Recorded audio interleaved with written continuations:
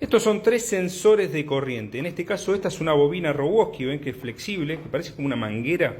Bueno, esto se abre por acá, podemos enlazar un cable, un conductor. En este caso es hasta unos 3600 amperes esta bobina. Luego tenemos un transformador de intensidad. Esta es la desventaja, obviamente, que no se puede abrir.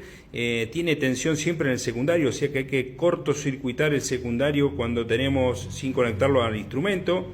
Acá generalmente se conecta una resistencia shunt dentro del instrumento que en definitiva lo que hace es transformar la corriente en una tensión, porque ningún instrumento mide en forma directa la corriente, siempre miden el efecto de la corriente o digamos, en un campo electromagnético que después va a generar una corriente, por ejemplo como un transformador de intensidad.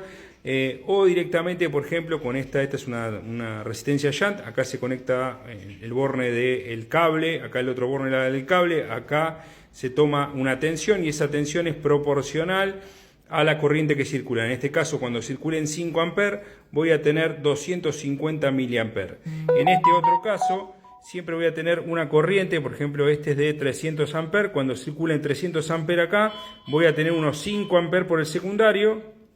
Y esto que dice clase 0,5 me dice que voy a tener un 0,5% de error en la corriente nominal.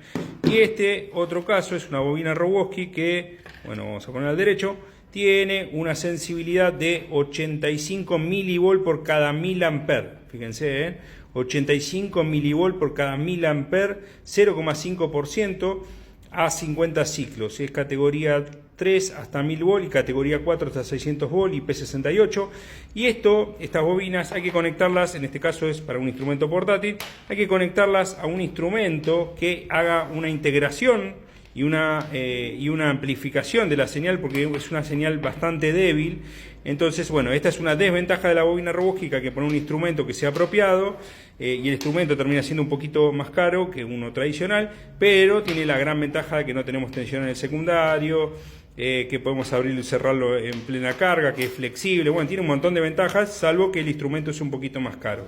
Y estas tienen más error, pueden tener menos porcentaje de corriente por arriba de la corriente nominal, por abajo de la corriente, de la mitad de la corriente, o del 20-30% ya miden muy mal. Entonces, bueno, tienen desventaja que son más imprecisas, son más complejas de instalar y todo, y tiene la desventaja que hay que interrumpir el circuito, o sea, yo tengo que cortar el circuito. Así que bueno, esto se suele usar para instrumentos portátiles, aunque ahora hay opciones de instrumentos fijos bastante económicas con este tipo de bobinas, y se utilizan en lugares donde son fijos y no se cambian nunca, porque imagínate que desconectar toda la barra, hacer todo el lío para poner este tipo de transformador de intensidad es todo un problemón. No pueden tener la tensión en las bobinas estas, no puede quedar al aire, bueno, tiene ciertas complejidades, así que bueno, espero que les haya servido.